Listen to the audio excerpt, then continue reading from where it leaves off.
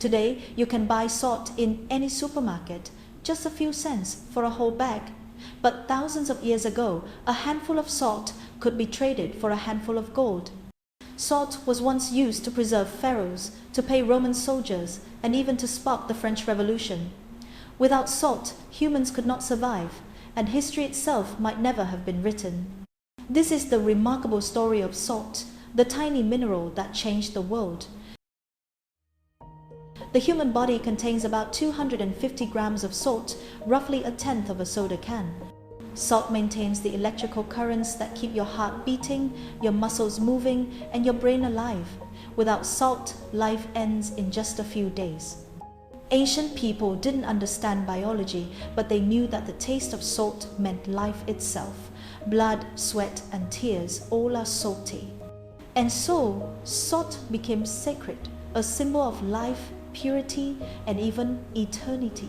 In ancient Egypt, salt was used to preserve the bodies of pharaohs, believed to keep their souls intact for eternity.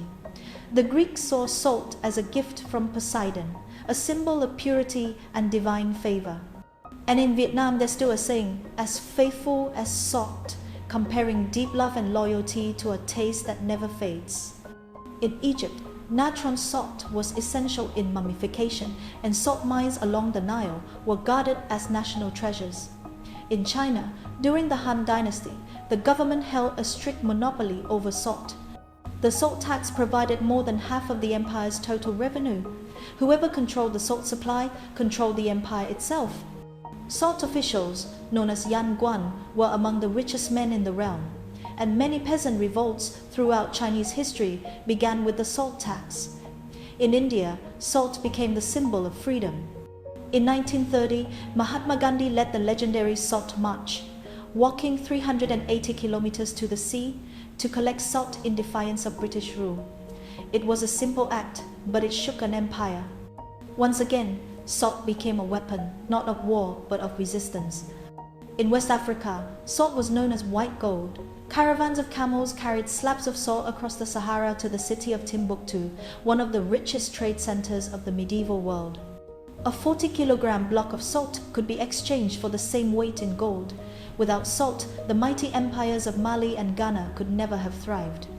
In medieval Europe, salt was a mark of social class. At royal banquets, the nobility sat above the salt, while commoners sat below it. In France, the infamous gabelle, the salt tax, lasted for centuries. In one province, salt was cheap as sand. In another, it cost 10 times as much. That injustice helped ignite the French Revolution of 1789, a small crystal salty enough to dissolve an empire. When the world entered the industrial age, salt lost its luxury status, but became the foundation of a new civilization.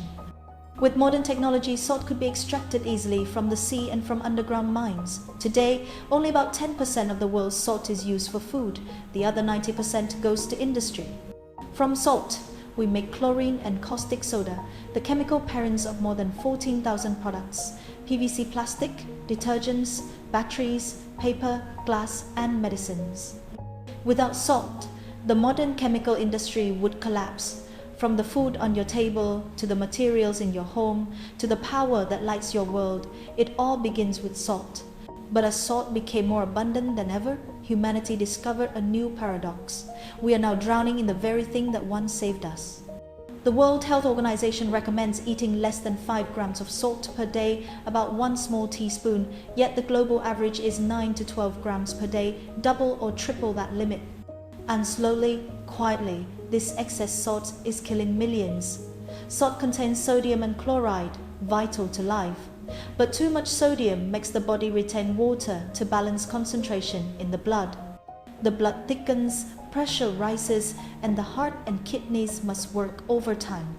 This is how salt begins its silent damage. High blood pressure is the first doorway to disease. More than 1.2 billion people around the world suffer from it, mostly because they eat too much salt. Just 2 extra grams of sodium per day can raise blood pressure by up to 6 millimeters of mercury. At first, you feel nothing, but over time, arteries harden, the heart weakens, and the results are strokes, heart failure, and heart attacks.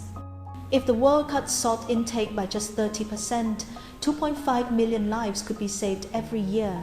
The kidneys also pay the price. They filter about 180 liters of blood every day to remove excess sodium. A salty diet forces them to work non-stop until they lose their natural filtering ability.